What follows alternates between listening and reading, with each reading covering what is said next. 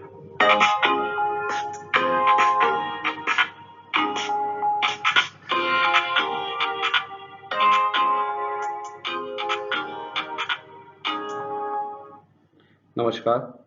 आज के इस वीडियो में हम लोग मानव जनन के अंतर्गत फीमेल रिप्रोडक्टिव ऑर्गन या मानव जनन अंगों के बारे में आवश्यक जानकारी प्राप्त करेंगे। देखिए, मानव का जो मादा जनन तंत्र है, मेल की तरह यह भी श्रोणि मेखला पेल्विक रीजन में ही पाया जाता है और संपूर्ण जनन तंत्र को हम दो भागों में बांट सकते हैं, एक प्राथमिक या मुख्य जनन अंग और दूसरा द्वितीयक या गौण जनन अंग। फीमेल्स में भी जो अंडाशय है, ओवरी जिसको हम कहते हैं, ये प्राथमिक या मुख्य जनन अंग है और शेष जितने अंग हैं जैसे अंडवाहिनी, गर्भाशय, योनि, भग या सहायक ग्रंथियां, ये सब की सब जो है द्वितीयक या गौण जनन अंगों के अंतर्गत आती हैं। सबसे पहले हम डिस्कस करते हैं मुख्य जनन अंग अंडाशय के बारे में। देखिए, मादा में जो अंडाशय होते हैं वो संख्या में 2 होते हैं। मादा में जो अंडाशय पाए जाते हैं वो संख्या में 2 होते हैं और जिनका आकार बादाम के आकार का होता है। ये थोड़े से चपटे होते हैं। अगर आप डायग्राम में देखें तो ये देखिए, ये वाला स्ट्रक्चर और ये स्ट्रक्चर जो है आपका, ये क्या है? अंडाशय है। ये लंबाई में लगभग 3 सेंटीमीटर लंबे, 2 सेंटीमीटर चौड़े और 1 सेंटीमीटर मोटे हो सकते हैं। ये पाए कहाँ जाते हैं? तो देखिए, उदर गुहा में वृक्क के काफी नीचे, आप देख रहे हैं ये वृक्क है, वृक्क के काफी नीचे है ये उदर गुहा में। और ये इलाका क्या कहलाता है? श्रोणि भाग कहलाता है। श्रोणि भाग में गर्भाशय के इधर उधर पाए जाते हैं। वृक्क के ये काफी नीचे हैं, उदर भाग में है। और ये कौन सा इलाका है उदर भाग का? श्रोणि। श्रोणि इलाका, पेल्विक रीजन है, श्रोणि भाग है ये, जिसमें गर्भाशय के दोनों ओर ये पाए जाते हैं।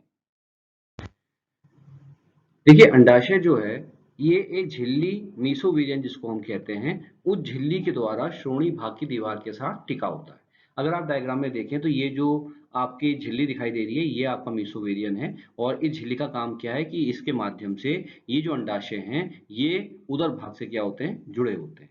इसके साथ साथ अंडाशयी लिगामेंट, अंडाशयी लिगामेंट के द्वारा ये जो अंडाशय है गर्भाशय से भी जुड़ा होता है। आप डायग्राम में देखिए, ये वाला स्ट्रक्चर जो है आपका, ये और इस अंडाशय के लिए ये वाला स्ट्रक्चर है, ये कहलाते हैं अंडाशयी लिगामेंट। और इन अंडाशयी लिगामेंट के माध्यम से ये जो अंडाशय है ये किससे जुड़ा है? आपका गर्भाशय से जुड़ा है। तो अंडाशयी लिगामेंट्स और मीसोवेरियन झिल्ली जो है ये अंडाशय को अपनी जगह पे स्थिर बनाए रखने में सहयोग करती है। एक निश्चित स्थान से ये जो अंडाशय है वो थोड़ा सा दबा हुआ होता है, जिसको हम नाभिका या हाइलम कहते हैं। वास्तव में ये जो नाभिका या हाइलम है, ये जिस स्थान पे होता है उसी स्थान पर मीसोवेरियन झिल्ली भी लगी हुई होती है। और ये हाइलम है क्या? देखिए, ये हाइलम वह स्थान है जहां से विभिन्न प्रकार की रक्त वाहिनियां और तंत्रिकाएं अंडाशय के अंदर क्या करती हैं? प्रवेश करती हैं। आप जानते हैं कि अंडाशय को भी रक्त चाहिए, ब्लड चाहिए, इसमें भी संवेदनाएं हैं तो तंत्रिकाओं के माध्यम से है। तो ये सभी रक्त वाहिनियां और तंत्रिकाएं अंडाशय में जिस स्थान से प्रवेश करती हैं उस स्थान को हम नाभिका या हाइलम कहते हैं। और इसी स्थान पर मीसोवेरियन झिल्ली भी क्या होती है? लगी हुई होती है। अब हम बात करते हैं अंडाशय की आंतरिक संरचना की। तो देखिए, अंडाशय की आंतरिक संरचना का अगर हम अध्ययन करते हैं तो आप ये पाएंगे कि प्रत्येक जो अंडाशय है वो त्रिस्तरीय खोल से घिरी हुई ठोस संरचना है। मतलब प्रत्येक अंडाशय के बाहर कितने स्तर होते हैं? 3 स्तर होते हैं। सबसे बाहरी खोल को हम पेरिटोनियम कहते हैं। जो अंडाशय में सबसे बाहरी लेयर होती है, झिल्ली होती है, उसको हम पेरिटोनियम कहते हैं। बीच का जो स्तर होता है उसको हम जनन एपिथीलियम या जिसको हम अंग्रेजी में जर्मिनल एपिथीलियम भी कह सकते हैं, पाया जाता है। और सबसे जो भीतरी स्तर होता है वो संयोजी ऊतक का बना हुआ होता है, जिसको हम क्या कहते हैं? Tunica albuginea. तो ये ध्यान रखिए कि अंडाशय की अगर हम आंतरिक संरचना देखें, अंडाशय की हम टीएस देखें, अनुप्रस्थ काट देखें, तो हम ये पाएंगे कि अंडाशय में 3 स्तर होते हैं। सबसे बाहरी स्तर को क्या कहते हैं? पेरिटोनियम। बीच के स्तर को क्या कहते हैं? जनन एपिथीलियम। और भीतरी जो स्तर है वो किसका बना होता है? संयोजी ऊतक का बना होता है, जिसको हम क्या कहते हैं? Tunica albuginea. ये जो खोल है, आपका आवरण है, इसके भीतर में जो ऊतक होता है उसको हम क्या कहते हैं? स्ट्रोमा। अगर आप डायग्राम में देखें तो आप देखिए, ये आप देखिए यहाँ पे, ये आपको जनन एपिथेलियम दिखाई दे रहा है जो दोहरा स्तर है। और इसके अंदर कौन सा स्तर होगा? आपका ट्यूनिका एल्बुजिनिया होगा। और उसके बाद अंदर जितना भी ये पदार्थ आपको दिखाई दे रहा है, ये पूरा का पूरा पदार्थ क्या कहलाता है? आपका स्ट्रोमा कहलाता है। और ये जो स्ट्रोमा है ये दो भागों में बटा होता है, एक कॉर्टेक्स और दूसरा मेड्यूला। मेड्यूला ये अंदर का जो भाग है आपका, इसको हम क्या कहते हैं, मेड्यूला कहते हैं, जिसमें आपको क्या दिखाई दे रही है, ये देखिए रुधिर वाहिनियां दिखाई दे रही हैं, संयोजी ऊतक दिखाई दे रहे हैं, साथ साथ तर्करूपी जो है तंतु दिखाई दे रहे हैं और इसके अलावा अनेक इलास्टिक फाइबर्स जिसे हम लचीले तंतु कहते हैं ये भी पाए जाते हैं। जबकि जो कॉर्टेक्स भाग है, जो बाहर का भाग है, उसमें हजारों की संख्या में विशिष्ट गोलाकार संरचनाएं पाई जाती हैं, जिसको हम अंडाशयी पुटिकाएं या ओवेरियन फॉलिकल कहते हैं। इनका निर्माण भ्रूणीय अवस्था में ही आरंभ हो जाता है, जो क्रमशः विकसित होकर परिपक्व अंडाशयी फॉलिकल बनाते हैं, जिसे हम ग्राफियन फॉलिकल कहते हैं। इसी ग्राफियन फॉलिकल में अंडे का, जिसको हम मादा युग्मक कहते हैं, उसका निर्माण होता है। दोबारा से समझ लीजिए, अंडाशय जो होता है उसके बाहर 3 स्तर होंगे। सबसे बाहर पेरिटोनियम, फिर जनन एपिथेलियम और इसके ठीक नीचे क्या, ट्यूनिका एल्बुजिनिया। इन स्तरों के अंदर जितना भी ये पदार्थ आपको दिखाई दे रहा है, इसको हम क्या कहते हैं, इसको हम कहते हैं स्ट्रोमा। और स्ट्रोमा के दो भाग हैं। ये अंदर का जो है स्ट्रोमा, अंदर का जो भाग है स्ट्रोमा का, इसको क्या कहेंगे, हम मेड्यूला कहेंगे, जिसमें रुधिर कणिकाएं, तर्करूपी कोशिकाएं, संयोजी ऊतक आदि चीजें पाई जाएंगी। और जो बाहर का स्तर है, ये जो बाहर का इलाका है जिसपे आपको एक गोल संरचनाएं दिखाई दे रहे हैं, इसको हम क्या कहते हैं, कॉर्टेक्स भाग कहते हैं, जिसमें कई गोल पुटिका रूपी संरचनाएं पाई जाएंगी, जिसको हम क्या कहते हैं, अंडाशयी पुटिकाएं या ओवेरियन फॉलिकल। और ये जो ओवेरियन फॉलिकल अंडाशयी पुटिकाएं हैं, इनका निर्माण भ्रूणीय अवस्था में ही आरंभ हो जाता है। जब बच्चा माता के गर्भ में होता है, तभी गर्भावस्था में रहने के दौरान ही जो भ्रूण है उसमें अंडाशयी पुटिकाओं का निर्माण शुरू हो जाता है। ये अंडाशयी पुटिकाएं जब विकसित हो जाती हैं, परिपक्व हो जाती हैं, तो उसको हम क्या कहते हैं, ग्राफियन फॉलिकल कहते हैं। और इन्हीं ग्राफियन फॉलिकल्स के अंदर मादा युग्मक अंड का निर्माण होता है। अब हम एक परिपक्व ग्राफियन फॉलिकल के स्ट्रक्चर को समझने का प्रयास करते हैं। देखिए, एक परिपक्व ग्राफियन फॉलिकल एक अंड का निर्माण करता है, ये मैंने आपको बता दिया है। और इस अंड के चारों ओर पुटिका उपकला कोशिकाएं पाई जाती हैं, फॉलिकुलर एपिथेलियम पाए जाते हैं। जैसे ये आप देख रहे हैं, एक अंड है, एक ग्राफियन फॉलिकल के डायग्राम में अंड है, तो इसके चारों ओर जो है फॉलिकुलर एपिथेलियम कोशिकाएं पाई जाती हैं। अगर आप देखें तो एक ग्राफियन फॉलिकल के बीच में ये आपको फॉलिकुलर गुहा दिखाई दे रही है और इसके बीच में ये आपको अंड दिखाई दे रहा है। अंड के चारों ओर एक पतली झिल्ली होती है, जिसे हम वाइटेलाइन झिल्ली कहते हैं। और इस झिल्ली के बाहर एक मोटा पारदर्शी स्तर होता है, जिसे हम जोना पेलुसिटा या जोना रेडिएटा कहते हैं। आप डायग्राम में देखिए, ये वाइटेलाइन झिल्ली है, इसके बाहर ये जो लेयर है ये जोना पेलुसिटा या क्या कह सकते हैं हम इसको, जोना रेडिएटा कह सकते हैं। इसके बाद जोना पेल्यूसिडा या जोना रेडिएटा के ठीक बाहर की जो कोशिकाएं होती हैं, उनको हम कोरोना रेडिएटा कहते हैं। आप डायग्राम में देखेंगे, ये अंदर का स्ट्रक्चर आपका था क्या, जोना रेडिएटा। इसके बाहर जो अब ये स्ट्रक्चर है आपका जो बाहर दिख रहा है, इसको हम नाम देते हैं क्या, कोरोना रेडिएटा। अब आप देखेंगे कि ये फॉलिकुलर जो गुहा है, इसके बाहर ये जो कोशिकाओं का समूह है, इसको हम कहते हैं मेम्ब्रेना ग्रेन्युलोसा। ये मेम्ब्रेना ग्रेन्युलोसा इस अंड के साथ इस हिस्से के द्वारा संबंध स्थापित करती है। अगर आप देखें, ये अंड जो है ये मेम्ब्रेना ग्रेन्युलोसा के साथ इस भाग से जुड़ा हुआ है, और इस जुड़े हुए इस भाग को, जिसके द्वारा ये जुड़ रहे हैं आपस में, इसको हम कहते हैं डिस्कस प्रोलीजेरस। ग्राफियन फॉलिकल के बाहर थीका एक्सटर्ना और थीका इंटरना नामक संरचनाएं पाई जाती हैं। आप डायग्राम में देखिए, ये ग्राफियन फॉलिकल के सबसे बाहर जो संरचना है ये थीका एक्सटर्ना है, और जो अंदर ये संरचना है इसको क्या कहेंगे हम, थीका इंटरना। देखिए, प्रत्येक मासिक चक्र जो मैंने आपको बताया था, किसी भी फीमेल में जो मासिक चक्र होता है वो 28 दिन का होता है। तो मासिक चक्र के 14वें दिन जो है ये जो ग्राफियन फॉलिकल है ये फटती है, और इसके फटने से जो इसके अंदर अंडा है वो मुक्त हो जाता है, और इस क्रिया को हम अंडोत्सर्ग कहते हैं। जैसे आप ये डायग्राम में देख रहे हैं, ये आपका एक ग्राफियन फॉलिकल है, तो ये 14वें दिन ये ग्राफियन फॉलिकल फटेगा और इसके अंदर जो मौजूद अंडा है ये क्या हो जाता है, मुक्त हो जाता है। यहाँ हमको यह ध्यान रखना है कि फीमेल में 2 अंडाशय होते हैं, आपको पता है। तो ये दोनों अंडाशय एकांतर क्रम में प्रत्येक मासिक चक्र में एक एक अंडे का निर्माण करते हैं। आप देखिए, यहाँ पे 2 अंडाशय आपके हैं फीमेल में, तो एक मासिक चक्र में ये अंडाशय एक अंडा बनाएगा, अगले मासिक चक्र में ये अंडाशय एक अंडा बनाएगा, और इस प्रकार से हर मासिक चक्र में एक एक अंडा बनेगा, हर मासिक चक्र में केवल एक अंडा बनेगा, और वो भी अल्टरनेट रूप से, एक बार लेफ्ट ओवरी द्वारा और एक बार राइट ओवरी द्वारा। ये आपको ध्यान देना है। अगर ये अंडोत्सर्ग क्रिया के बाद मुक्त हुआ अंडा निषेचित हो जाता है, तो आगे क्या होता है इसको समझने का प्रयास कीजिए। देखिए, अगर ये अंडा जो मुक्त हुआ है अगर ये निषेचित हो गया, तो ये ग्राफियन फॉलिकल जो है अंडे को मुक्त करने के बाद एक पीले रंग की ग्रंथि बना देती है, जिसको हम कहते हैं कार्पस ल्यूटियम। अगर अंडा जो निकला है ये फर्टिलाइज हो जाएगा 14वें दिन में, मैंने आपको बता दिया अंडा क्या होता है, मुक्त होता है, और अंडे मुक्त होने के लगभग 7 दिन के अंदर अंदर, लगभग मासिक चक्र के 21वें दिन तक अगर ये अंडा फर्टिलाइज हो गया, तो ये ग्राफियन फॉलिकल कन्वर्ट हो जाती है किसमें, एक पीली ग्रंथि में, जिसको हम कार्पस ल्यूटियम कहते हैं। ये जो कार्पस ल्यूटियम है, ये एक विशेष प्रकार के हार्मोन का स्रावण करती है, जिसको हम कहते हैं प्रोजेस्टेरोन। और ये प्रोजेस्टेरोन हार्मोन जो नए फॉलिकल्स हैं इनके निर्माण को क्या कर देती है, रोक देती है। क्यों रोक देती है? क्योंकि अंडा निषेचित हो गया तो स्वाभाविक सी बात है कि ये निषेचित अंड क्या बनाएगा, भ्रूण बनाएगा, और ये भ्रूण इस मादा के गर्भाशय में क्या हो जाएगा, रोपित हो जाएगा। और अब 9 महीने तक ये बच्चा माता के गर्भ में क्या होगा, ये भ्रूण पलेगा, ये बच्चा पलेगा 9 माह तक। तो इसलिए अब नए अंड की आवश्यकता नहीं है, और नए अंड की आवश्यकता नहीं है तो हमें नए ग्राफिन फॉलिकल की आवश्यकता नहीं है। इसलिए ये प्रोजेस्टेरोन हार्मोन क्या करता है, नए फॉलिकल्स के विकास को, बनने की क्रिया को क्या कर देता है, रोक देता है।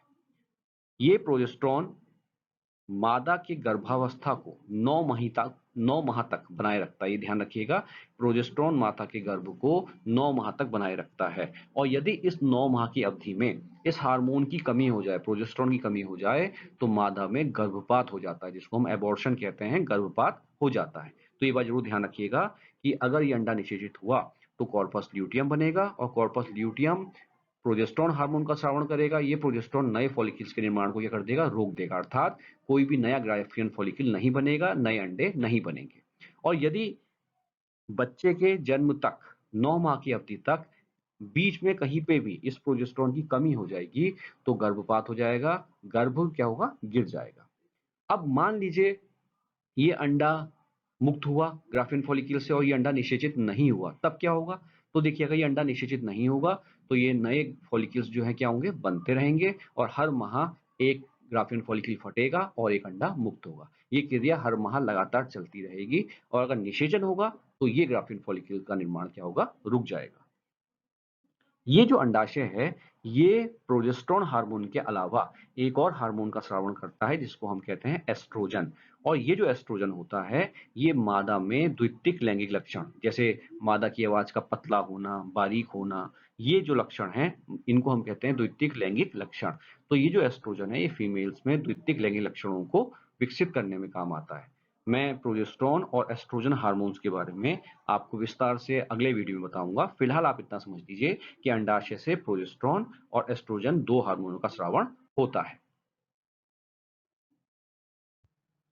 तो हम बात करते हैं अंडवाहिनी की। दूसरा भाग मादा जननांग में अंडवाहिनी, जिसको हम ओविडक्ट या फैलोपियन ट्यूब भी कहते हैं। देखिए, ये जो अंडवाहिनी है, ये संख्या में एक जोड़ी होती है। ये लंबी और कुंडलित नलिकाएं हैं। आप डायग्राम में देखिए, ये जो स्ट्रक्चर आप देख रहे हैं और ये जो स्ट्रक्चर देख रहे हैं, ये क्या है, आपका अंडवाहिनी है। अंडाशय ये थे, अंडाशय के ठीक ऊपर ये आपको दिखाई दे रही है अंडवाहिनी। इनकी जो लंबाई है वो लगभग कितनी होती है, 10 से 12 सेंटीमीटर होती है। जो नलियां हैं संख्या में 2, इनकी लंबाई कितनी है, 10 से 12 सेंटीमीटर होती है। और ये अंडाशय की परिधि से लेकर गर्भाशय तक फैली नलिकाएं हैं। आप देखिए, ये अंडाशय है, यहाँ से ये शुरू हुआ और कहाँ तक जाके जुड़ गया, गर्भाशय। ये स्ट्रक्चर किसका है, गर्भाशय का है। तो ये अंडाशय की परिधि से शुरू हुई और कहाँ तक फैली है, गर्भाशय तक फैली है।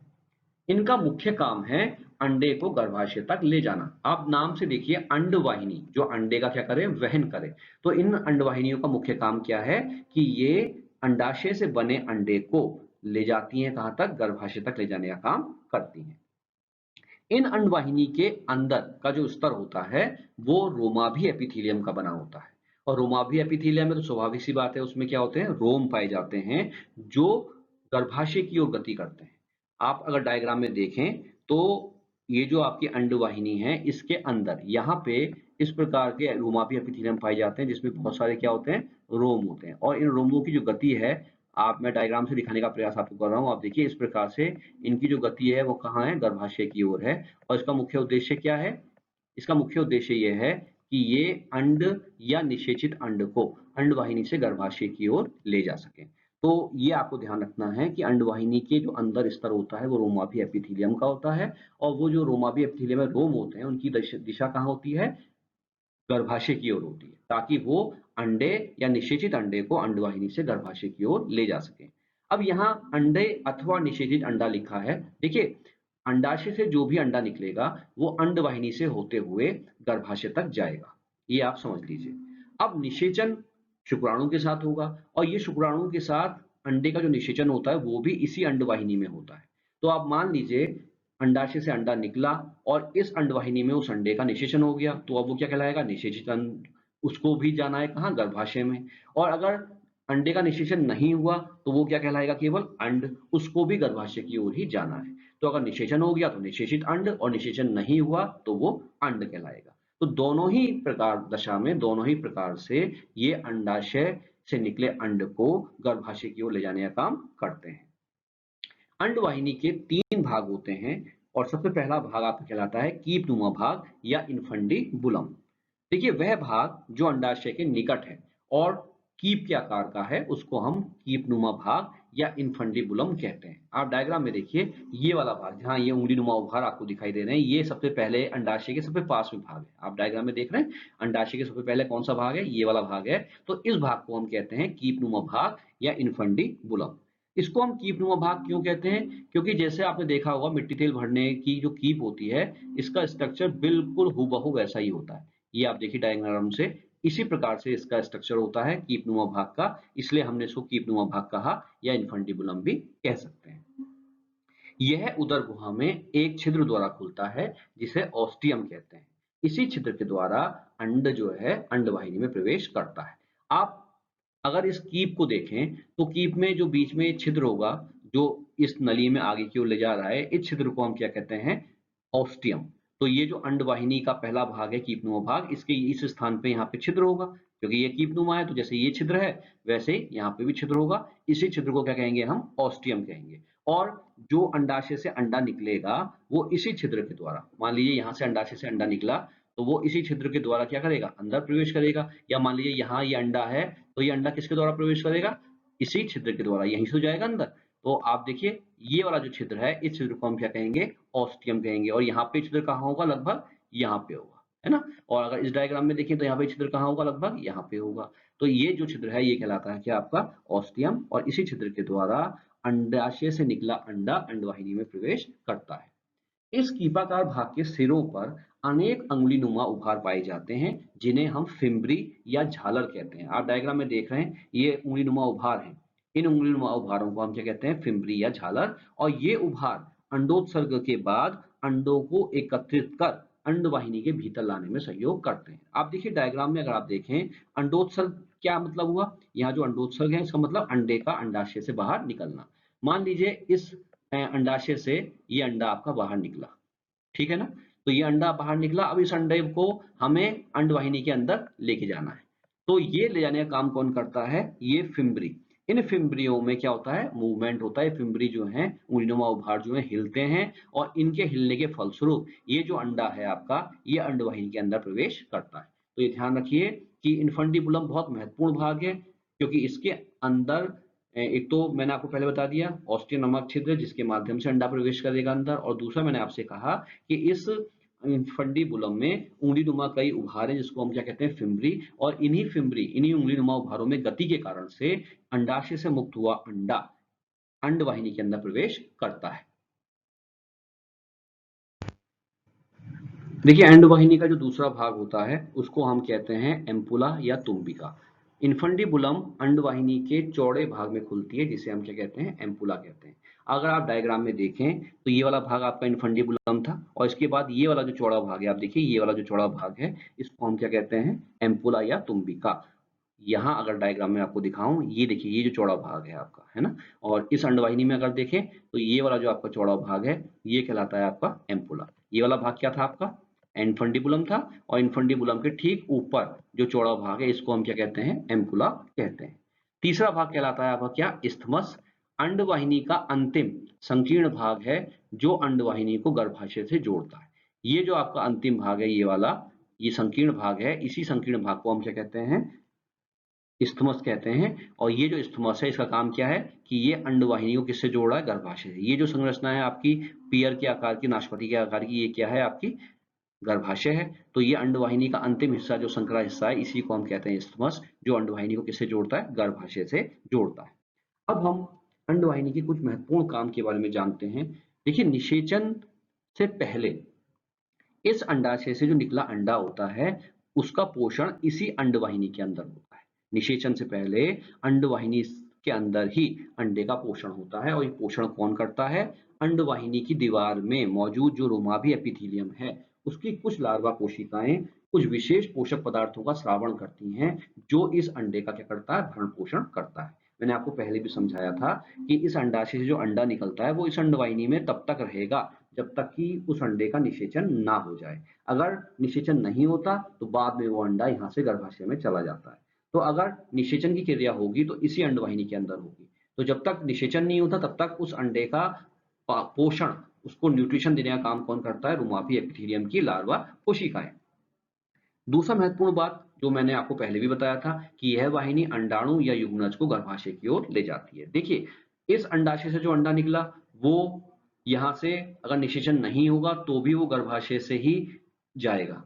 और अगर निषेचन हो जाएगा तो उससे क्या बनेगा, निषेचित अंड, और बाद में क्या बनेगा, युग्मनज। तो अगर अंडा निषेचित हो गया तो भी वो गर्भाशय की ओर जाएगा, और अगर अंडा निषेचित नहीं हुआ तो भी वो क्या होगा, गर्भाशय की ओर ही जाएगा। आपको पता है कि फीमेल्स में 28 दिन का पीरियड टाइम होता है, और उसी अवधि में लगभग 14वें दिन ये अंडा बनता है। और वो अंडा कुछ दिनों तक यहाँ इंतजार करता है निषेचन का, और अगर निषेचन नहीं होता तो उसके बाद 28वें दिन तक ये सब अंडे, जो अंडा बना है वो, और अन्य गर्भाशय की पेशियां क्या होती हैं, नष्ट होकर शरीर से बाहर निकल जाती हैं। तो ये महत्वपूर्ण बात आपको ध्यान रखनी है। अब एक और बात ध्यान रखिएगा कि अंडवाहिनी में ही निषेचन की प्रक्रिया भी होती है। और ये निषेचन की प्रक्रिया कहाँ होती है, देखिए, ये जो आपका एम्पुला है और ये जो इस्टमस है, इनके बीच का जो ये स्थान है, इसी स्थान पर अंडे का निषेचन भी होता है।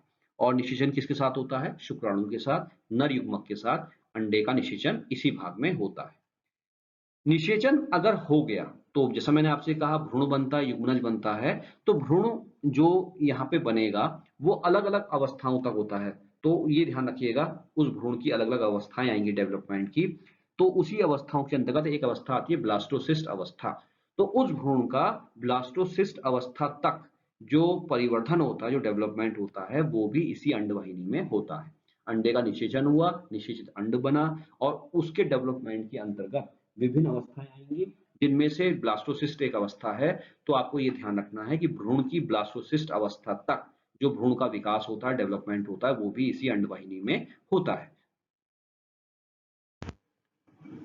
अब हम बात करते हैं मादा जनन तंत्र के सबसे महत्वपूर्ण भाग की, जिसको हम कहते हैं यूटेरस या वोम, और हिंदी में हम इसको कहते हैं गर्भाशय या बच्चादानी, क्योंकि इसी स्थान पे बच्चा भ्रूण की अवस्था में यहीं पे बच्चा पलता है 9 महीने तक मादा के गर्भ में। तो इसलिए हम उसको बच्चादानी भी कहते हैं। तो सबसे महत्वपूर्ण भाग है जिसको हम यूटेरस या बच्चादानी या गर्भाशय भी कहते हैं। डायग्राम में अगर आप देखें तो ये वाली जो संरचना है, ये आपका क्या है, गर्भाशय है। संख्या में एक है, जैसा अभी तक आपने देखा कि अंडाशय संख्या में 2 थे, अंडवाहिनी संख्या में 2 थी, लेकिन गर्भाशय संख्या में कितना होता है, 1 होता है। और इसका जो आकार है वो उल्टी नाशपाती के समान होता है। जैसे पियर होती है नाशपाती, ये अगर उल्टे कर दें तो लगभग वैसा इसका आकार नाशपाती के समान आपको दिखाई देता है। ये शंकु आकार है, और इसका जो आकार है वो लगभग 8 सेंटीमीटर गुणा 5 सेंटीमीटर गुणा 3 सेंटीमीटर होता है। ये श्रोणि भित्ति से लिगामेंट्स के द्वारा जुड़ा, आप देख रहे हैं ये लिगामेंट्स हैं आपके, और इन्हीं लिगामेंट्स के द्वारा ये श्रोणि की भित्ति से क्या होते हैं, ये गर्भाशय क्या होता है, जुड़ा हुआ होता है। पाया कहाँ जाता है, तो देखिए मूत्राशय के ऊपर और मूत्राशय के ठीक पीछे।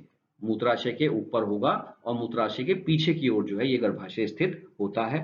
इसके 3 महत्वपूर्ण भाग होते हैं, जिसमें सबसे पहला है आपका फंडस। फंडस क्या है, आप डायग्राम में देखिए, ये वाला स्थान आप देख रहे हैं, ये ऊपर गुंबद के आकार का जो स्थान है, ये कहलाता है फंडस।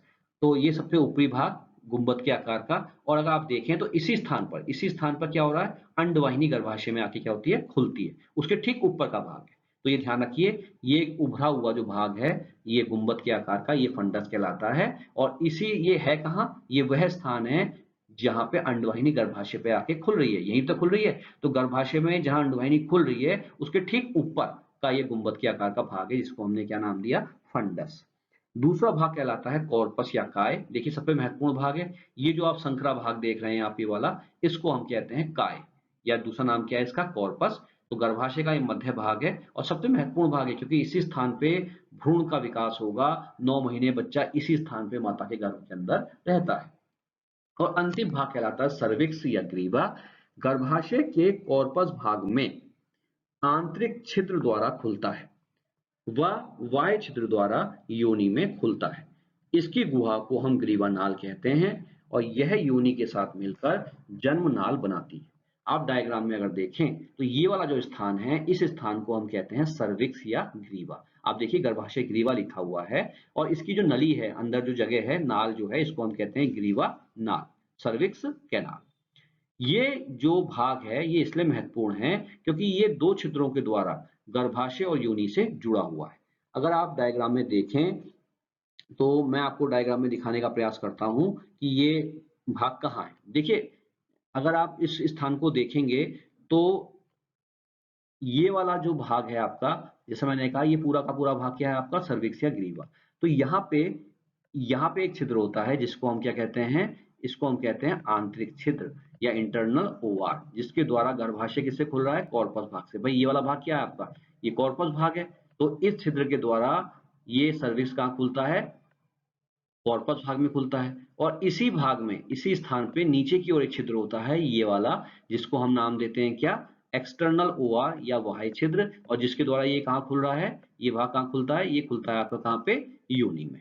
तो ये बहुत महत्वपूर्ण भाग है, संकरा भाग है, जिसको हमने क्या नाम दिया है, सर्विक्स या ग्रीवा। ये एक आंतरिक छिद्र के द्वारा कहाँ खुलता है, गर्भाशय के काय में, कॉर्पस भाग में। और एक्सटर्नल ओआर या बाह्य छिद्र के द्वारा कहाँ खुलता है, योनि में खुलता है। साथ ही साथ आप ये ध्यान रखिएगा कि यह जो योनि है, योनि के साथ मिलकर के ये एक नली बनाता है जिसको हम जन्मनाल या बर्थ कैनाल कहते हैं। ये इसलिए हम इसको बर्थ कैनाल कहते हैं क्योंकि यहाँ जो गर्भाशय में जो बच्चा है, 9 महीने बाद बच्चा इसी नाल से होकर के, योनि से होता हुआ माता के शरीर से बाहर निकलता है। तो ये जो संकरी नली है सर्विक्स, ये योनि के साथ मिलकर के क्या बनाती है, एक बर्थ कैनाल बनाती है, जिसके माध्यम से 9 महीने के बाद बच्चा जो है माता के गर्भ से बाहर निकलता है। अब हम बात करते हैं गर्भाशय की पेशियों की। देखिए गर्भाशय एक मांसपेशीय भाग है, ये वाला जो गर्भाशय है ये बहुत बड़ा पेशीय भाग है और इसमें 3 प्रकार की पेशियां पाई जाती हैं, पेरीमाइट्रियम, मायोमाइट्रियम और एंडोमाइट्रियम। सबसे पहले हम बात करते हैं पेरीमाइट्रियम की। तो देखिए यह सबसे भारी जो लेयर है, ये जो देखिए बाहर का जो लेयर है, इसको हम कहते हैं पेरीमाइट्रियम। और ये बहुत ही पतली और झिल्ली नुमा एक लेयर है आपकी, ठीक है। तो सबसे बाहरी जो गर्भाशय की झिल्ली होती है उसको हम क्या कहते हैं, पेरीमाइट्रियम कहते हैं, जो बहुत ही पतली और झिल्ली नुमा भाग है। दूसरी झिल्ली, पेरीमाइट्रियम के अंदर की जो झिल्ली होती है, ये मध्य का भाग और काफी मोटा भाग है। और ये भाग जो है चिकनी पेशियों का बना हुआ होता है। जिस समय बच्चे का जन्म हो रहा होता है, मादा में लेबर पेन शुरू हो जाते हैं, उस समय यही पेशियां, यही चिकनी पेशियां प्रबल संकुचन करती हैं, जिसके कारण से गर्भ में जो बच्चा है वो खिसक करके माता की योनि से होता हुआ शरीर से बाहर निकल जाता है। और सबसे अंदर की जो परत है उनको हम कहते हैं एंडोमाइट्रियम। ये सबसे भीतरी परत जो है एंडोमाइट्रियम है और यह रजो चक्र के समय चक्रीय परिवर्तन दर्शाती है।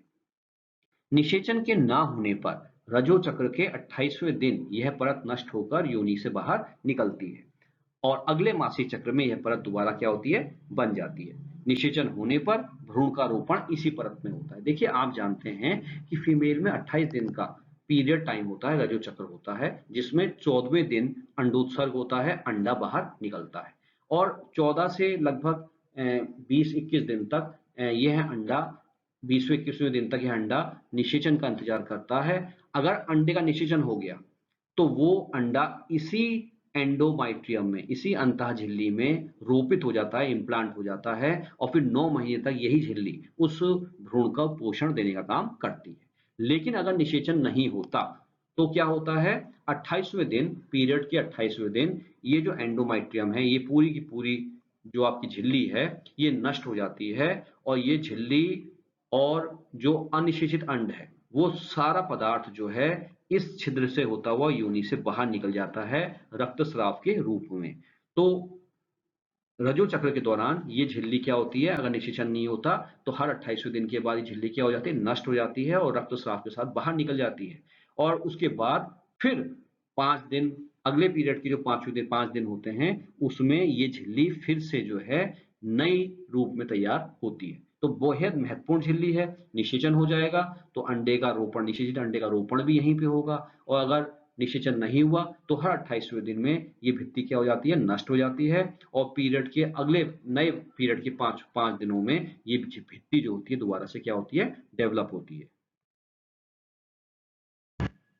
अब हम बात करते हैं अगले भाग की जिसको हम वेजाइना या योनि कहते हैं। तो देखिए वेजाइना या योनि क्या है। अगर आप डायग्राम में देखें तो ये जो गर्भाशय की ग्रीवा है ये आगे चल करके जिस भाग में खुलती है, जिस पेशीय और लचीले भाग में खुलती है उस भाग को हम कहते हैं योनि। गर्भाशय का जो अंतिम भाग है ग्रीवा, ये जिस लचीले पेशीय भाग में खुल रहा है अंत में उस भाग को हम क्या कहते हैं, योनि कहते हैं। और ये जो योनि है यह स्तरित शल की उपकला से घिरी संरचना है। इस भाग में सबसे महत्वपूर्ण बात ध्यान रखिएगा, कोई भी ग्लैंड या ग्रंथि नहीं पाई जाती। योनि में कोई भी ग्लैंड या ग्रंथि नहीं पाई जाती और यह लगभग 7.5 सेंटीमीटर से 10 सेंटीमीटर लंबी हो सकती है। इस योनि की जो लंबाई है वो 7.5 से 10 सेंटीमीटर तक हो सकती है और योनि छिद्र के द्वारा यह भाग बाहर खुलता है। आप देखिए यह योनि है और योनि के बाद यहाँ पे एक छिद्र होगा जिसको हम योनि छिद्र कहते हैं, जिसके माध्यम से यह योनि जो है मादा के शरीर से बाहर खुलती है। योनि छिद्र के पीछे एक आंशिक झिल्ली होती है जिसको हम हाइमन कहते हैं, जिसमें एक छिद्र होता है और इसी छिद्र के द्वारा रजोस्राव बाहर निकलता है। देखिए मैं आपको डायग्राम के माध्यम से समझाने का प्रयास करता हूँ। मान लीजिए ये आपकी गर्भाशय की ग्रीवा है और उसके बाद ये वाला हिस्सा आपका क्या है, आपका योनि है। ठीक है, तो ये योनि है, ये आपका योनि है, यहाँ पे है आपका क्या, योनि छिद्र। ठीक है ना, तो इसी योनि छिद्र के द्वारा योनि जो है शरीर से बाहर खुल रही है। तो इस छिद्र के ठीक पीछे यहाँ पे एक झिल्ली पाई जाती है जिसको हम क्या कहते हैं, हाइमन कहते हैं। ये एक आंशिक झिल्ली है क्योंकि इसमें क्या पाया जाता है बीच में, इसमें भी एक बीच में छिद्र पाया जाता है। तो ये एक आंशिक झिल्ली है, एक पूर्ण झिल्ली नहीं है, एक आंशिक झिल्ली है जिसको हम क्या कहते हैं, हाइमन कहते हैं। तो ये फीमेल में जैसा मैंने आपसे कहा 28वें दिन का क्या होता है, रजो चक्र होता है। तो जब इस गर्भाशय की ये अंता भित्ति, ये जब भित्ति नष्ट होकर रक्तस्राव के रूप में बाहर निकलती है तो स्वाभाविक सी बात है ये बाहर कहाँ निकलेगी, इस योनि के माध्यम से ही बाहर निकलेगी। तो योनि में क्या मौजूद है, आपका हाइमन, और हाइमन के बीच में क्या है, छिद्र। तो इसी हाइमन के छिद्र के माध्यम से ये जो रक्तस्राव है, रजोस्राव है, ये योनि से बाहर निकलता है। इस भाग को जो योनि है इसको हम मैथुन कक्ष भी कहते हैं। ये बात ध्यान रखिएगा, इस भाग को मैथुन कक्ष भी कहते हैं क्योंकि मैथुन क्रिया के दौरान इसी भाग में नर का शिश्न प्रवेश करता है। जब मेल और फीमेल के बीच में मैथुन क्रिया हो रही होती है तो नर का जो मैथुन अंग है शिश्न, वो इसी योनि के अंदर प्रवेश करता है और इसी स्थान पर नर अपने शुक्राणुओं को, अपने वीर्य को क्या करता है, मुक्त करता है। तो ये हमको ध्यान रखना है कि फीमेल का जो योनि कक्ष है वो क्या है, एक मैथुन कक्ष है। देखिए प्रसव के दौरान ये जो आपकी ग्रीवा नाल है, जैसे डायग्राम में मैंने आपको दिखाया है, गर्भाशय का जो अंतिम हिस्सा है ये वाला जिसको हमने ग्रीवा नाल कहा था। तो प्रसव के दौरान जब माँ बच्चे को जन्म देने वाली होती है तो ये ग्रीवा नाल जो है ये योनि के साथ मिलकर के जनन नाल बनाती है, बर्थ कैनाल बनाती है और इसी नाल के माध्यम से, इसी मार्ग से होते हुए, योनि से होते हुए बच्चा जो है माता के शरीर से बाहर निकलता है। गर्भाशय द्वारा उत्पन्न मासिक स्राव के निष्कासन हेतु पथ उपलब्ध कराना भी वेजिना का काम है। जैसा आप जानते हैं कि मासिक धर्म के दौरान क्या होता है कि गर्भाशय की जो एंडोमेट्रियम भित्ति है अंदर की, ये भित्ति नष्ट हो जाती है और अप्रयुक्त जो अंडा है वो, और ये जितना भी ऊतक, जो एंडोमेट्रियम के ऊतक नष्ट हुए हैं, ये सब रक्त के रूप में, मासिक स्राव के रूप में यहाँ से बाहर निकलते हैं। तो यही योनि है जो इस मासिक स्राव को शरीर से बाहर निकालने के लिए रास्ता देती है, पथ देती है। यह भीतर से म्यूकस झिल्ली द्वारा घिरी होती है। ध्यान रखिएगा कि जो योनि है ये अंदर से म्यूकस झिल्ली से घिरी होती है और ये जो झिल्ली है म्यूकस, ये अनेक अनुप्रस्थ वलन के रूप में उभरी होती है। अब डायग्राम में देखिए, ये जो म्यूकस झिल्ली है अनेक अनुप्रस्थ वलन के रूप में यहाँ उभरी हुई है और इनको हम नाम देते हैं, इन उभारों को हम नाम देते हैं अनुप्रस्थ भंज या वेजाइनल रगी। और इसका बहुत महत्वपूर्ण काम है।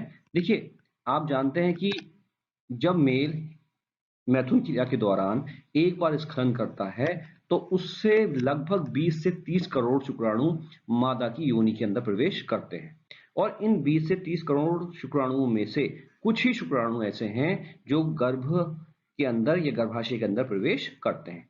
शेष जो शुक्राणु हैं उन सबका योनि के इन भंजों द्वारा, इन अनुप्रस्थ भंजों द्वारा क्या कर दिया जाता है, भक्षण कर दिया जाता है। तो ये ध्यान रखिएगा कि एक बार के स्खलन में मेल द्वारा जो 20 से 30 करोड़ शुक्राणु छोड़े जाते हैं माता के योनि में, इन 20 से 30 करोड़ शुक्राणु में से कुछ ही शुक्राणु जो है गर्भाशय के भीतर प्रवेश करते हैं निषेचन के लिए। शेष सभी शुक्राणुओं का योनि के अनुप्रस्थ भंजों द्वारा क्या कर दिया जाता है, भक्षण कर दिया जाता है। और अंत में सबसे महत्वपूर्ण बात ध्यान रखिएगा, देखिए योनि में एक बैक्टीरिया पाया जाता है, एक अच्छा बैक्टीरिया, गुड बैक्टीरिया पाया जाता है जिसको हम लैक्टोबैसिलस एसिडोफिलस कहते हैं। ये जो बैक्टीरिया है ये ग्लाइकोजन का अपघटन करके कार्बनिक अम्ल बनाता है। इसका मतलब क्या हुआ कि ये जो आपका बैक्टीरिया है ये योनि को कौन सा माध्यम प्रदान करता है, अम्लीय माध्यम प्रदान करता है, एसिडिक मीडियम प्रदान करता है, क्योंकि कार्बनिक अम्ल क्या होगा, एसिडिक होगा। तो योनि का जो मीडियम है वो कैसा हो जाता है, अम्लीय हो जाता है। और इसके पीछे कारण क्या है, इसका क्या लाभ है, योनि अम्लीय हो जाती है जिस कारण से योनि में किसी भी प्रकार का कोई संक्रमण, कोई भी इन्फेक्शन का खतरा नहीं रहता। लेकिन एक दिक्कत आती है क्योंकि योनि एसिडिक है और जब मैथुन क्रिया के दौरान शुक्राणु योनि के अंदर प्रवेश करेंगे तो योनि का ये अम्लीयता जो है शुक्राणुओं को क्या देगी, नुकसान देगी। तो इसके लिए भी क्या व्यवस्था है, आप जानते हैं जो वीर्य होता है उसका माध्यम कैसा होता है, क्षारीय होता है। वीर्य में क्षारीय अंश पाया जाता है, तो वीर्य की जो क्षारीयता है वो इस योनि की अम्लीयता को क्या कर देती है, समाप्त कर देती है, जिस कारण से शुक्राणुओं को यहाँ कोई नुकसान नहीं होता। अब हम बात करते हैं वल्वा की। देखिए वल्वा है क्या, मादा के शरीर में अनेक बाह्य जननांग पाए जाते हैं और इन बाह्य जननांगों को सामूहिक रूप से हम कहते हैं भग या वल्वा। अब ये वल्वा के अंतर्गत कौन कौन से बाह्य जननांग हैं एक एक करके हम समझने का प्रयास करते हैं। देखिए पहला भाग है जघन शैल या जिसको हम मॉन्स प्यूबिस कहते हैं। यह सबसे ऊपर की गद्दीनुमा संरचना है क्योंकि इसकी त्वचा के नीचे बसा परत होती है। यौवनावस्था में इस भाग पर रोम पाए जाते हैं जिन्हें जघन रोम कहते हैं। अगर आप इस डायग्राम में देखें तो ये वाला जो हिस्सा है फीमेल का, इसको हम कहते हैं मॉन्स प्यूबिस और ये गुदगुदा भाग होता है, गद्दीनुमा भाग होता है क्योंकि इसके नीचे बसा की परत पाई जाती है। और जैसे ही फीमेल में यौवनावस्था या किशोरावस्था आरंभ होती है इस स्थान पर कुछ रोम रूपी संरचनाएं पाई जाती हैं जिनको हम जघन रोम या प्यूबिस हेयर के नाम से जानते हैं। दूसरा भाग कहलाता है बृहद भगोष्ठ या जिसको हम लेबिया मेजोरा कहते हैं। यह एक जोड़ी त्वचा के मांसल बलन है। ये कोष रूपी संरचना है जो योनि छिद्र को घेरे रहते हैं और इनकी बाह्य त्वचा पर भी रोम पाए जाते हैं। देखिए आप ये जो बीच का स्थान है जिसको हमने यहाँ पे वेस्टिब्यूल कहा है, इसी वेस्टिब्यूल में योनि छिद्र भी पाया जाता है। ये जो यह है योनि छिद्र है, वेजाइनल ओपनिंग लिखा है मैंने, ये योनि छिद्र है। तो ये जो सबसे बाहर की जो संरचना है ये कहलाता है आपका लेबिया मेजोरा। जो सबसे बाहर आप देख रहे हैं ये कहलाता है आपका लेबिया मेजोरा। ये त्वचा के मोटे कपाट रूपी संरचनाएं हैं, वलन रूपी संरचनाएं हैं जो इस वेस्टिब्यूल को या योनि छिद्र को बाहर से क्या है, घेरे हुए हैं। और ये जो कपाट हैं बाहरी, इन पर भी यौवनावस्था के दौरान रोम या बाल रूपी संरचनाएं पाई जाती हैं। तीसरा भाग कहलाता है लघु प्रकोष्ठ जिसको हम लेबिया माइनोरा भी कहते हैं। यह आंतरिक और छोटे वलन है, इन पर रोम नहीं पाए जाते और ये वेस्टिब्यूल को घेरे रहते हैं। यह भाग भग शिश्न के ऊपर प्रीपियूस और नीचे की ओर फोरचीट बनाती है। देखिए ये जो लेबिया मेजोरा है, जो बृहद भगोष्ठ है, इसके ठीक अंदर ये जो लाल रंग से दिखाई गई संरचना है, जो वलन रूपी संरचना है, कपाट रूपी संरचना है, इसको हम कहते हैं लघु भगोष्ठ, जो लेबिया मेजोरा या बृहद भगोष्ठ के अंदर पाई जाती है। और ये किसके बाहर है, चारों ओर से किसको घेरे हुए है, इसी वेस्टिब्यूल को या योनि छिद्र को चारों ओर से क्या है, घेरे हुए है। इस लघु भगोष्ठ के ऊपर आप देखिए ये एक संरचना दिखाई दे रही है जिसको हम कहते हैं भगशिश्न या क्लाइटोरिस कहते हैं। तो ये क्लाइटोरिस के ऊपर आपको ये स्थान दिख रहा है जिसको हमने प्रीप्यूस कहा है। तो ये लघु जो आपका भगोष्ठ है, ये क्लाइटोरिस के ठीक ऊपर की ओर एक और संरचना बनाता है त्वचा की, जिसको हम नाम देते हैं क्या, प्रीप्यूस। और इसी प्रकार से नीचे की ओर भी एक संरचना बनती है जिसको हम कहते हैं फोरचीट। तो ये भी लघु प्रकोष्ठ का काम है। दोबारा से समझ लीजिए, लघु प्रकोष्ठ कहाँ पाया जाता है या लेबिया माइनोरा कहाँ पाया जाता है, लेबिया मेजोरा के ठीक अंदर। ये योनि छिद्र या वेस्टिब्यूल को चारों ओर से घेरे हुए है। ये भी छोटे वलन है, लेबिया मेजोरा से छोटे होते हैं, लेकिन ये भी मासल हैं, ये भी कपाटनुमी संरचना है, लेकिन इन पे रोम नहीं पाए जाएंगे। और ये भगशिश्न के ऊपर प्रीप्यूस और नीचे की ओर फोरचीट नामक संरचना बनाते हैं। चौथा भाग कहलाता है प्रकोष्ठ या वेस्टिब्यूल। देखिए यह एक दरार रूपी संरचना है, जो आप बीच में ये संरचना देख रहे हैं, ये दरार रूपी संरचना, इसको हम कहते हैं वेस्टिब्यूल या प्रकोष्ठ। और ये जो भाग है इसमें 3 छिद्र खुलते हैं। एक मूत्र छिद्र, आप देख रहे हैं ये जो है यूरिनरी ओपनिंग लिखी है, मूत्र छिद्र खुल रहा है। ये जो नीचे खुल रहा है इसे कहते हैं वेजाइनल ओपनिंग। और वेजाइनल ओपनिंग के अंदर आप जानते हैं एक झिल्ली है जिसको हम हाइमन कहते हैं। तो हाइमन के बीच में भी एक छिद्र होता है, वो भी इसी दरार रूपी संरचना में खुलता है। मैं आपको पहले भी समझा चुका हूं, दोबारा से आप इसको समझिए। मान लीजिए अगर आपकी ये योनि है और योनि का ये छिद्र है जिसको हमने योनि छिद्र कहा, तो इस छिद्र के ठीक पीछे इस प्रकार से एक झिल्ली होगी जिसको हम हाइमन कहेंगे। और इस हाइमन के बीच में भी एक छिद्र होगा, जो रजो चक्र के दौरान जो भी रक्तस्राव होता है वो इसी हाइमन के छिद्र से होता हुआ योनि छिद्र से बाहर निकलता है। तो ये जो आपका वेस्टिब्यूल है, इस वेस्टिब्यूल के अंदर 3 छिद्र होंगे, एक योनि छिद्र, एक मूत्र छिद्र जिससे मूत्राशय जुड़ा होगा, मूत्र बाहर निकलेगा, और तीसरा हाइमन का छिद्र। साथ ही साथ ये जो वेस्टिब्यूल है, इसके नीचे 2 प्रकोष्ठ पिंड पाए जाते हैं। जिस समय फीमेल में मैथुन की इच्छा होती है, इन पिंडों में रक्त भर जाता है, और जब रक्त भरता है तो ये योनि छिद्र का संकुचन कर देते हैं, योनि छिद्र को क्या कर देते हैं, सिकोड़ देते हैं। तो मैथुन इच्छा के जब होती है फीमेल में, तो ये जो पिंड होते हैं वेस्टिब्यूल में नीचे की ओर 2 पिंड होते हैं, यहाँ पे गांठ रूपी संरचनाएं होती हैं, जिनमें रक्त भर जाने से ये जो योनि का छिद्र है ये क्या हो जाता है, संकुचित हो जाता है, सिकुड़ जाता है। पांचवा जो भाग है वो कहलाता है क्लाइटोरिस या भगशिश्न। देखिए लेबिया माइनोरा के अग्र कोने पर संवेदी घुंडीनुमा स्थान है, जो मूत्र छिद्र के ठीक ऊपर पाया जाता है। यह एक संवेदनशील अंग है और इसकी जो तुलना है वो नर के शिश्न के समान मानी जाती है, तुलना की जाती है, इसलिए हम इसे भगशिश्न कहते हैं। आप अगर इस डायग्राम में देखें तो ये जो लेबिया माइनोरा है, इसके ठीक ऊपर ये जो भूरे रंग से संरचना दिखाई गई है, एक घुंडी रूपी संरचना, इसको हम कहते हैं क्लाइटोरिस या भगशिश्न।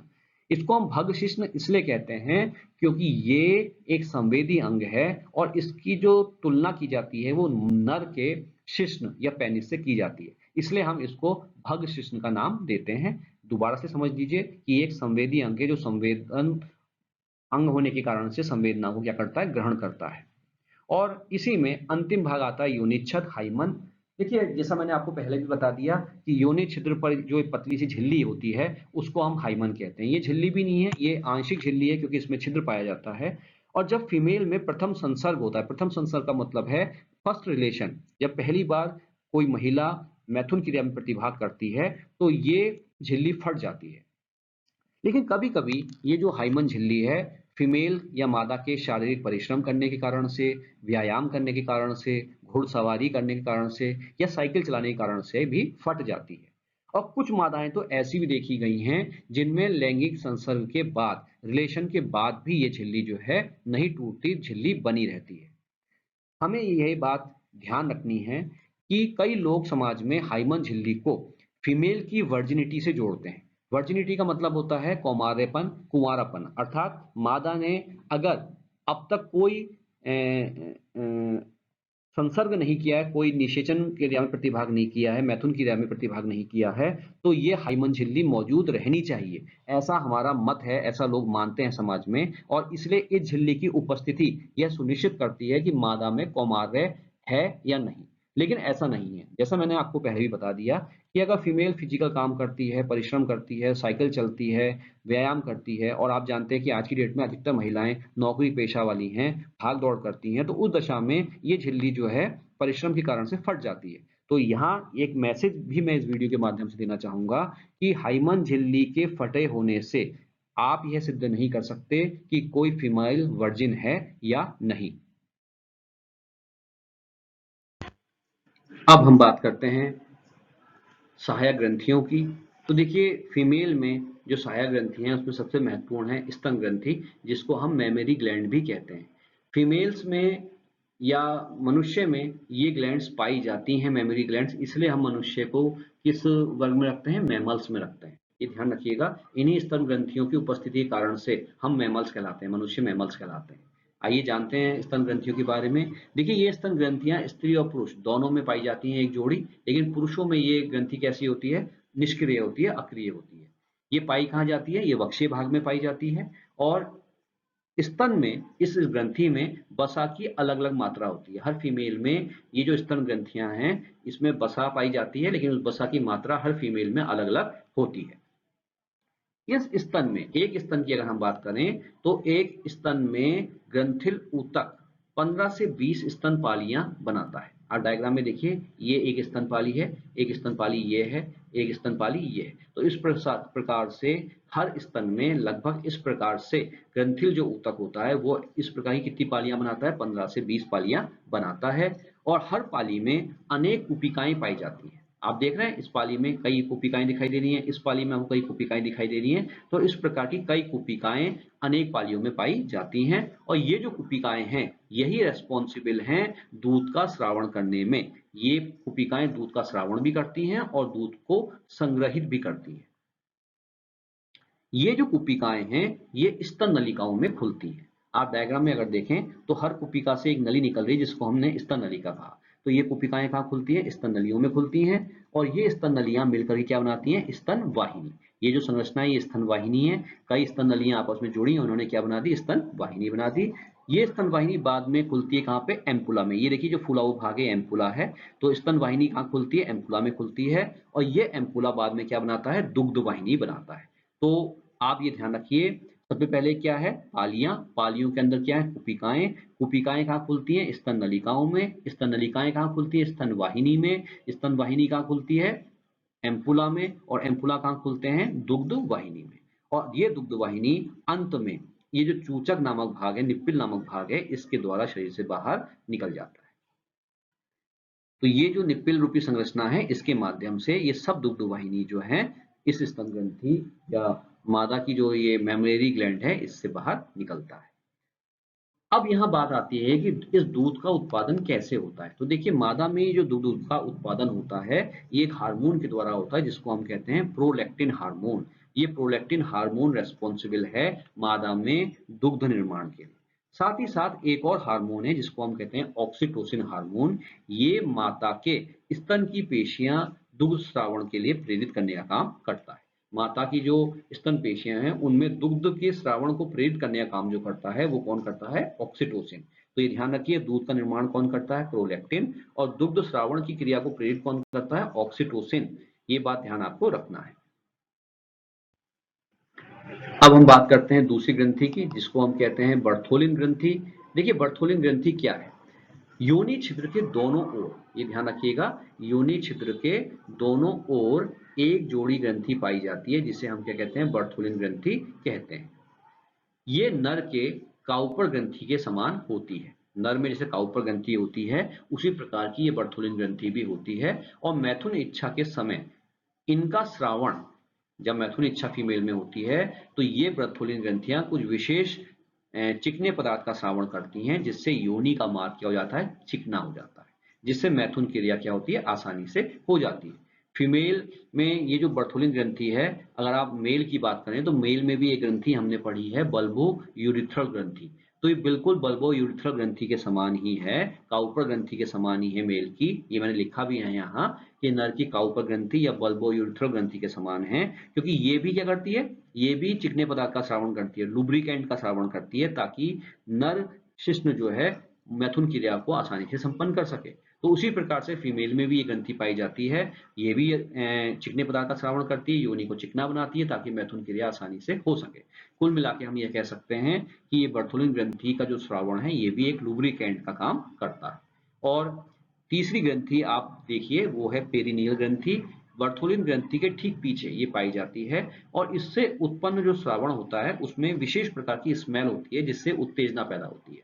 तो ये ध्यान रखना कि पेरिनियल ग्रंथि जो है बर्थोलिन ग्रंथि के ठीक पीछे पाई जाती है और ये इसके द्वारा जो श्रावण होता है उसमें स्मेल होती है जिससे उत्तेजना उत्पन्न होने का काम होता है। मैं उम्मीद करता हूं कि इस वीडियो के माध्यम से आपने फीमेल रिप्रोडक्टिव ऑर्गन्स के बारे में आवश्यक जानकारी प्राप्त की होगी। नेक्स्ट वीडियो में हम अंडाशय के द्वारा स्रावित होने वाले हार्मोन्स के बारे में आवश्यक जानकारी प्राप्त करेंगे। अगर आपको ये वीडियो पसंद आया तो इसे लाइक कीजिए और इस चैनल को सब्सक्राइब कीजिए। धन्यवाद।